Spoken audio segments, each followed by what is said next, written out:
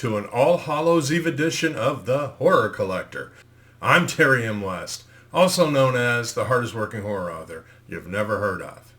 Well, I know I haven't gotten many episodes up this year, but I wouldn't be able to live with myself if I didn't get one posted today. So this is going to be a little bit of a potpourri episode, no specific theme or anything. I'm just going to show you some recent editions I may not have shown you yet. I'm pretty sure I haven't shown you yet. And I'm going to conclude it with one actual Halloween related collectible that I don't see a lot of anywhere. Okay, so to begin with, let me show you a couple of Martin items that I've acquired. And, I've talked about this piece of artwork. It was done by Josh Riles. And he did this original watercolor piece of John Amplis' Martin. I'm extremely happy with this piece of art, and a lot of people actually have been happy with it, including John himself. He's actually, used it on social media a few places. But guess what? I own the original. Now the next Martin item I want to show you is something I couldn't believe I ran across. But this right here, this is the hardcover edition of the novelization of Martin. It was written by George Romero and Suzanne Sparrow, who put it together after the movie.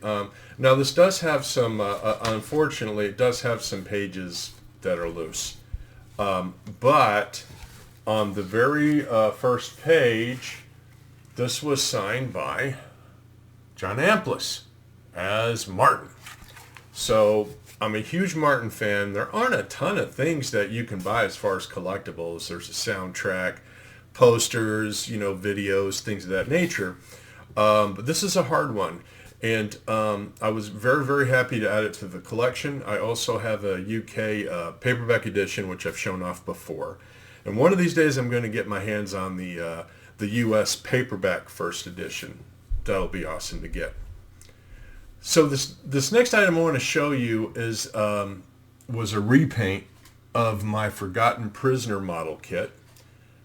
Now, this thing was very, very bland looking, to be totally honest. It really was just not a good paint job. So a buddy of mine, his name's Dakota Dotree, and he's the guy that went with me to see Terrifier 2. He's a really good friend. He's a great artist. And he did this repaint, and man, I love this thing now. The colors he did were just phenomenal. I'm just so in love with it. When I gave it to him, I showed him the kind of, I think the glow-in-the-dark edition box and said, could you, use this as a guide? And he did. The only thing I'm missing, unfortunately, is the neck chain and maybe a couple of other small accessories here and there. He also put, if you look closely, down at the bottom, I know it's kind of hard to see, but he put a little bit of grass in there, or moss, or something. So yeah, he did a hell of a job, man. I mean, this kit, I didn't even display it because it was so bland looking. And I mean, he came in here and he just, really, really brought it to life. And it's going to be a mainstay here in the Fortress of Horritude. Now, Cody gave me two more items. He did these zombie heads. I think he did it with a 3D printer, and then he painted them. But these were really, really cool. Like a nice little paperweight. And then he did another right here, right there. I really, really love the depth of the work. You can even see his brains in the back. So thank you very much, Cody. These will stay forever in the Fortress of Horritude. So tomorrow is November 1st, and you're damn right I'm going to be hitting Spirit Halloween for their 50% off sale. I do it every year. If I have any plans, I cancel them. It's like, no, I need to be in front of the Spirit Halloween store door at 8 a.m., in front of all the other ghouls that are there to get good deals.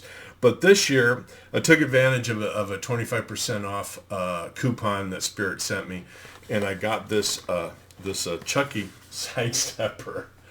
I really dug it. They had a couple. They had like a Texas Chainsaw Massacre, Leatherface, a couple of others. This one, man, was just awesome. It's showtime.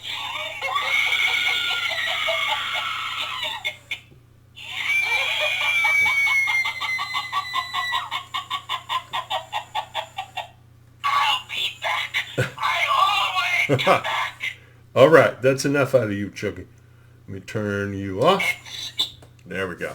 And, you know, honestly, these things, this one was like $32. It's honestly not a bad deal. I mean, this thing is awesome. It's really, really cool.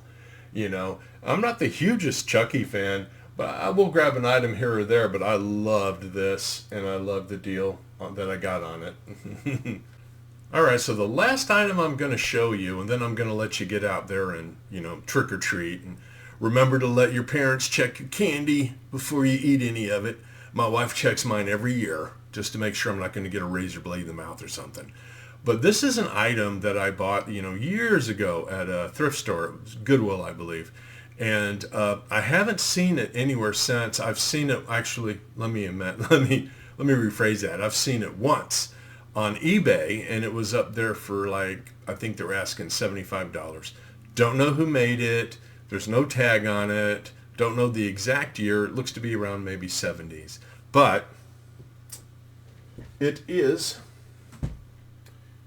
this awesome, huge spider. You know? He's heavy. This is all cloth. He's got like a rubber head. He has on a little hat. He has 4 eyes. He's got some fangs. He's got these awesome legs. I quit putting him out, you know, for the month of October a couple of years ago because he's cloth and, you know, he gets a lot of wear and tear from the elements. So I decided I'd only bring him in, make him an indoor decoration. He'll probably go on the porch tonight next to me while I'm handing out trick-or-treat candy. But, yeah.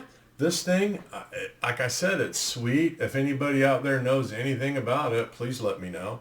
Like I said, I paid maybe $7 for it. I've seen it on eBay for about 75. So yeah, any info you can bring me at all about this guy, please let me know. Okay, well that's it for this time. I'll try to hop on here again maybe toward the end of November. And if you want to help a horror collector out, why don't you go to my websites, maybe buy a couple of my books, I don't know. Go to my Etsy store, I got autographed stuff there. But you can go to terrymwest.com or you can go to night-things.com and check out the website for my horror/dark fantasy series that's thrilled thousands. All right, well that's it. Until next time, horror collectibles can be a scary business.